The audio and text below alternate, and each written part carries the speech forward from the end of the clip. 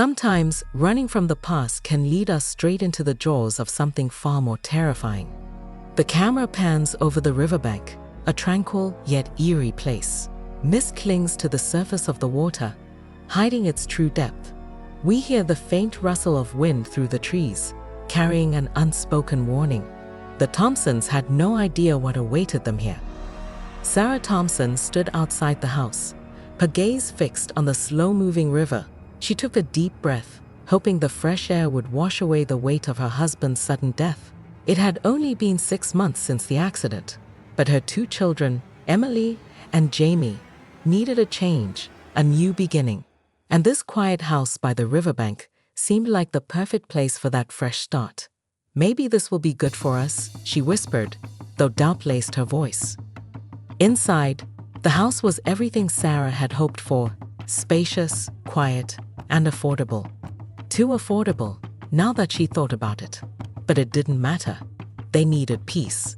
Jamie, her 8-year-old, was already running around upstairs, exploring his new room. 14-year-old Emily, on the other hand, lingered near the front door, her face set in a permanent frown. "This place gives me the creeps, Mom," Emily said, her voice barely audible. Sarah turned to her daughter, forcing a smile. "It's just different. You'll get used to it." But Emily wasn't convinced. She hadn't been since they arrived. Maybe it was the way the movers hurriedly unloaded their boxes and left without saying a word, or the fact that the locals in town gave them strange looks when they mentioned the address.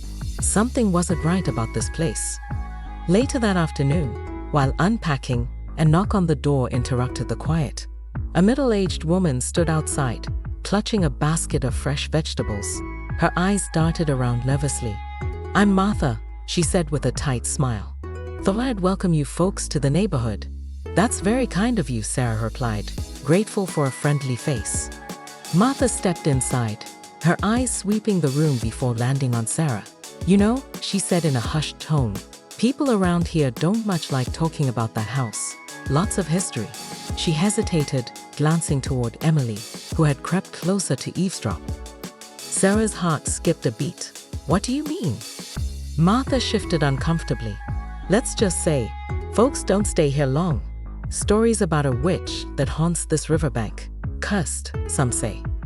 Sarah let out a small laugh, trying to shake off the chill that ran down her spine. "We don't believe in those sorts of things." Martha's smile faded. "You might start to." With that cryptic warning, Martha left, leaving the atmosphere in the house heavier than before. Sarah stared after her, the sense of unease settling deeper. That night, Sarah tucked Jamie into bed. He was still excited, chattering about his new room and the river they could explore tomorrow. Emily, however, sat on her bed, facing the window that overlooked the riverbank.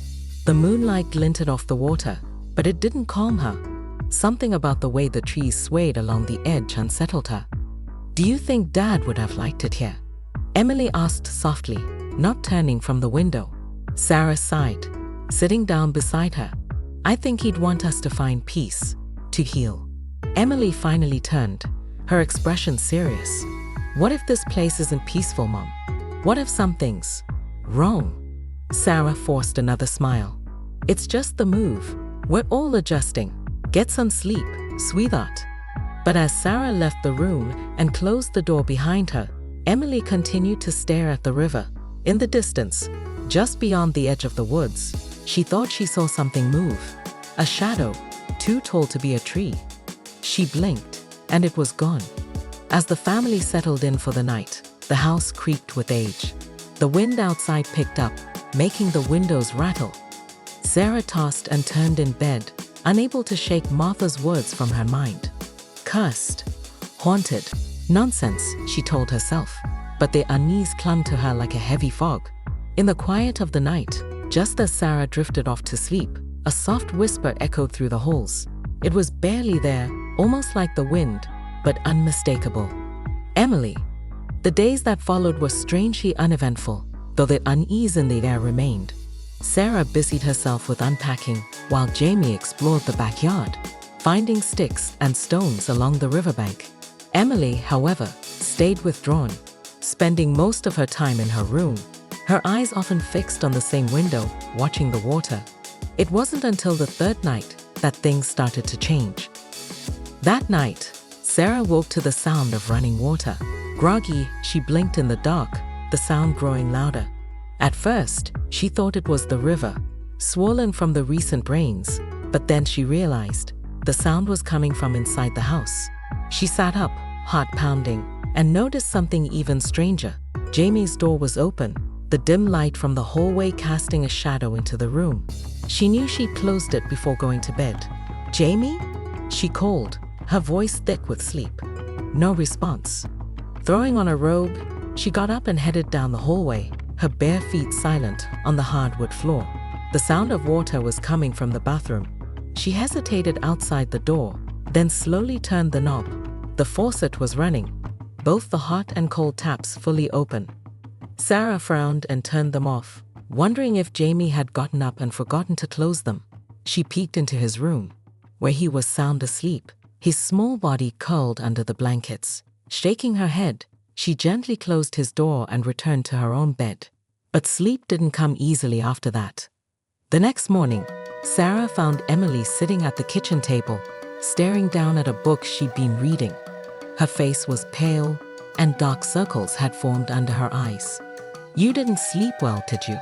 Sarah asked, pouring herself a cup of coffee. Emily shook her head, her gaze still fixed on the pages. "I heard something last night. A voice." Sarah's heart skipped. "What do you mean?" Emily finally looked up, her eyes wide with fear. "It called my name, Mom. I heard it, clear as day." Sarah set her coffee down, forcing a laugh. "You're just getting used to the house. New places can make you imagine things." But Emily shook her head more forcefully. "No, it wasn't my imagination." Sarah opened her mouth to argue, but the words died in her throat. Something in her daughter's expression, something cold, unshakable, made her stop.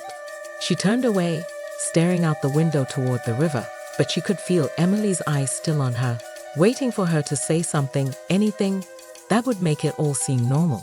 "Everything's fine," Sarah finally whispered, more to herself than to Emily.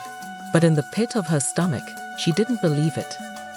By the end of the week, the small, unexplainable events had started to pile up.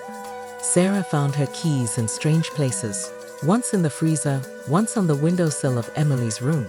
The air in the house always felt too cold, even when the sun was blazing outside. At night, the floor creaked in the hallway, even though no one was walking there. Jamie started waking up with scratches on his arms, small, almost like tiny branches had scraped against him, though his window was always closed. Sarah told herself it was just his imagination, maybe something he did in his sleep, but each morning, the scratches multiplied. One evening, after the children had gone to bed, Sarah sat down at the kitchen table with a glass of wine, hoping to ease her growing anxiety. She had barely taken a sip when the sound of footsteps echoed above her. She froze, the glass halfway to her lips. The footsteps were light but unmistakable, crossing the floor from Emily's room to Jamie's. "Emily?" she called, hoping for an answer. None came. Setting down the glass, she hurried up the stairs. Emily's door was closed, and Jamie's light was off, but she could still hear it, the soft thud of steps, slow and deliberate. She opened Emily's door first. Her daughter was fast asleep, curled up under the blankets, oblivious to the sound. Sarah closed the door quietly, her heart now racing. The footsteps continued, even louder now, like they were right above her. She rushed to Jamie's room next. He too was sound asleep, his breathing soft and steady. But the sound persisted, growing louder, until it felt like it was coming from directly behind her. Her breath caught in her throat, and she slowly turned around. No one was there. Sarah stood frozen for a moment, staring into the darkened hallway. Then, as if on cue, the lights in the house flickered. Once, twice, then everything went black. Emily was the first to discover the journal. It had been a rainy afternoon, and with the power out, the house felt even more oppressive than usual. The air was thick, and the constant dripping of water from the gutters made it hard to think clearly. Sarah sat in the living room, staring blankly at the window, her thoughts heavy. while Emily wandered through the attic, searching for anything to distract her from the unsettling quiet. That's when she found it. Hidden beneath a stack of old newspapers and dust-covered boxes, an old leather-bound book with frayed edges and yellowing pages. The handwriting inside was neat but shaky, as if written by someone whose hands trembled with fear. The date on the first page was nearly 80 years old. Emily hurried downstairs, clutching the book to her chest, and found her mother in the living room. "Mom," she said breathlessly, "you need to see this." Sarah blinked, pulling herself from her daze. She frowned at the book. "What is it?" Emily handed it to her, flipping to the first page. "It's a journal. I found it in the attic. You need to read it." Sarah hesitated for a moment, then took the book, her fingers brushing over the rough leather. As she began to read, her face slowly paled. The journal belonged to a woman named Margaret, who had moved into the house with her husband and 2 children.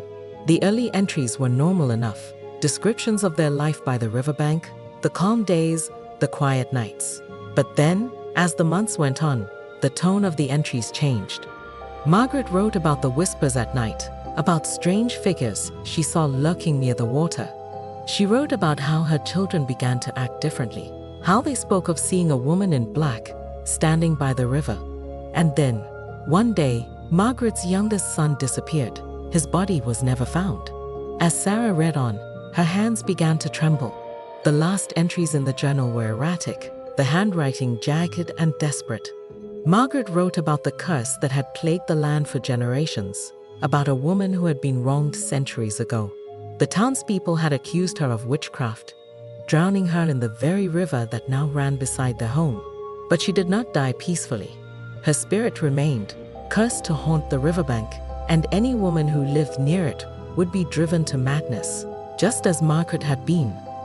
Sarah slammed the journal shut, her chest tight. The room felt colder now, as if the temperature had dropped by several degrees. Emily watched her mother, her face pale, waiting for her to say something. "Mom," Emily whispered. Sarah shook her head, trying to clear the fog of fear that had settled over her. "It's just a story, Emily. It's not real." But the words felt hollow even as she said them. That night, the house felt more alive than ever. Every shadow seemed to stretch longer. Every creak of the floorboard echoed louder. The whispers returned, louder and more persistent, as if they were right outside the windows. Sarah lay awake, clutching the journal in her hands, her heart racing. She tried to focus on the rational explanations, telling herself it was just the stress, just the grief. But then she heard it again, the voice, clear as day. "Sarah." Her breath caught in her throat. It wasn't Emily's voice. It wasn't Jamie's. It was something else, something older, something that didn't belong. She sat up in bed, her eyes darting around the room. The air was heavy, oppressive, as if something unseen was pressing down on her. The voice came again, soft but insistent. "Come to me." Sarah clutched the journal tighter, her pulse pounding in her ears. She forced herself to stand, her legs shaking beneath her. The voice seemed to be coming from outside, near the riverbank. Her feet moved on their own, carrying her toward the door, down the hallway, and out into the night.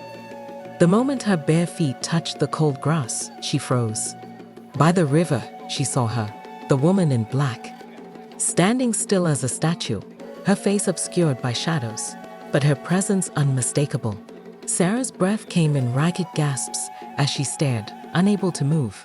The woman's hand lifted, reaching out toward her, beckoning. Sarah took a step forward, her body moving against her will. The air around her felt thick, like she was walking through water. Every part of her screamed to stop, to turn back, but the voice in her head was louder. "Come." Just as she reached the edge of the riverbank, a hand grabbed her arm. "Mom." Emily's voice cut through the fog in her mind, snapping her back to reality. Sarah turned, her eyes wild with fear, to find Emily standing behind her, her face pale but determined. Jamie stood just a few feet away, his eyes wide with terror. "Don't listen to it," Emily cried, pulling her mother back. Sarah blinked, the fog lifting. She looked back toward the river, but the woman in black was gone. The night was still again, the only sound the soft trickle of the river. Emily tightened her grip on her mother's arm. "We have to stop this, Mom. We have to stop her." Sarah's heart pounded in her chest as the weight of what they were facing finally sank in. The witch was real. The curse was real. And if they didn't do something soon, she would lose more than just her mind. The stakes have now escalated, with the witch's curse revealed and the family realizing the full extent of the danger they're in. The next few days were a blur of fear and confusion. The journal stayed on the kitchen table, its pages open, as if daring them to look again. Sarah was quieter now, withdrawn, spending long hours staring out of the window toward the riverbank. Her movements were slow, almost mechanical, as though something deep inside her had been broken. Emily knew they were running out of time. "Mom," Emily said one evening, as the sun began to dip below the horizon, casting the river in a bloody orange glow, "we have to do something. We can't just sit here."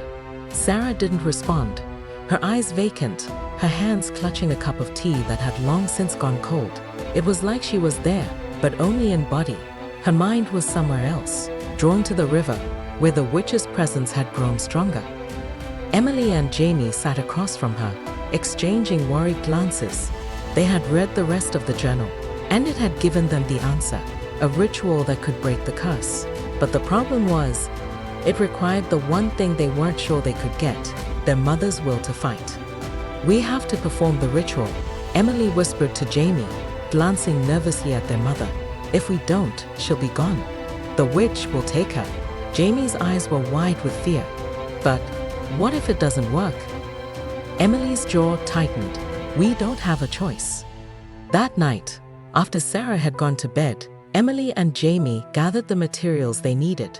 The journal had outlined everything: candles, salt, a piece of fabric from the haunted person, and a mirror. The ritual had to be performed at the riverbank, where the witch's spirit lingered, tied to the place of her death. As they prepared, the house felt more alive than ever. The walls creaked and groaned, as if something was watching them. The air was thick, heavy with the weight of the supernatural presence that surrounded them. Every shadow seemed to pulse with malevolent energy. "We have to hurry," Emily said, her voice shaking. "We need to do this before Mom wakes up." They crept outside, the cool night air biting at their skin. The river was calm, its surface reflecting the faint light of the moon. But there was something off about it. The water seemed too still, too quiet, as if it were waiting. Jamie set the mirror down on the ground, while Emily lit the candles. The wind howled softly through the trees, but it didn't disturb the flames. It was as though the world itself had paused, waiting for what was to come. As Emily began to pour the salt in a circle around the mirror, a low whisper echoed through the trees. She froze, her heart pounding in her chest. The voice was back, the same voice that had called her mother to the river. "Come." Emily's hands shook as she tightened her grip on the box of salt. "Don't listen to it," she whispered to Jamie, who was already staring wide-eyed at the river. The air grew colder, the whisper louder. The candles flickered violently, but they did not go out. "Come to me." Just as Emily was about to begin the chant from the journal, they heard the front door creak open. Their heads snapped toward the house, and there, standing in the doorway, was Sarah. But she wasn't the same. Her eyes were glazed over, her face pale. She moved slowly, as if in a trance, her bare feet shuffling across the ground toward the riverbank. "Mom!" Emily shouted, her heart leaping into her throat. Sarah didn't respond. She just kept walking, her gaze fixed on the water. Panic surged through Emily.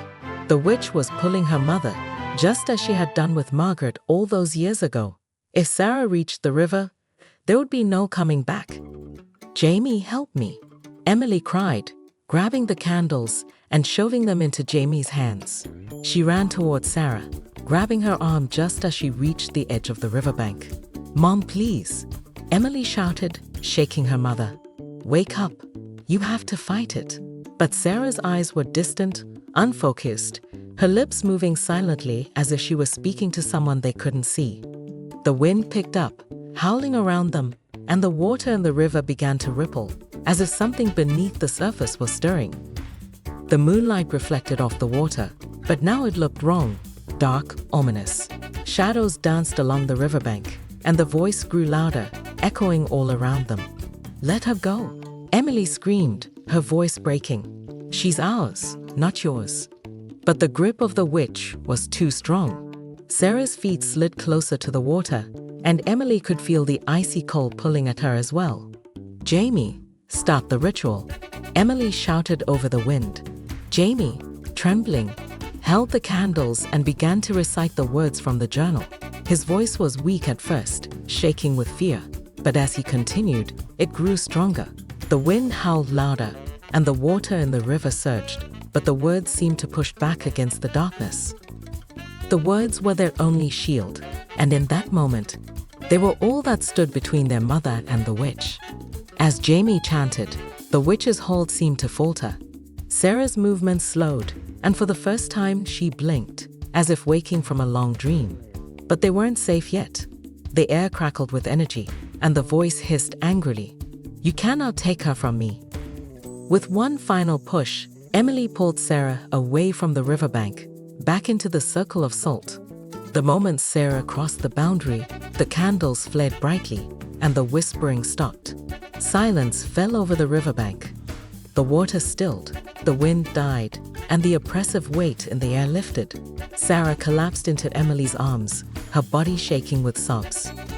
Emily held her mother tightly as the night settled back into an eerie calm. Sarah's sobs quieted, but her body trembled with exhaustion. Jamie stood nearby, still clutching the journal in his hands, his face pale and streaked with sweat. The candles had burned down to nothing, and the salt circle was scattered by the wind, but for the first time in what felt like an eternity, the house behind them stood silent. The oppressive weight of the witch's presence had lifted. The river, too, seemed to return to its natural state, calm and indifferent, as if nothing had ever disturbed its surface. But Emily knew better. "Mom," she whispered, gently brushing Sarah's hair from her face. "It's over. You're safe now." Sarah blinked slowly, her eyes unfocused. For a long moment, she didn't speak. Then, her voice came, soft and broken. I saw her. She was inside my mind." Emily's heart twisted. "But she's gone now." Sarah shook her head weakly. "No, she's not gone. She's never really gone."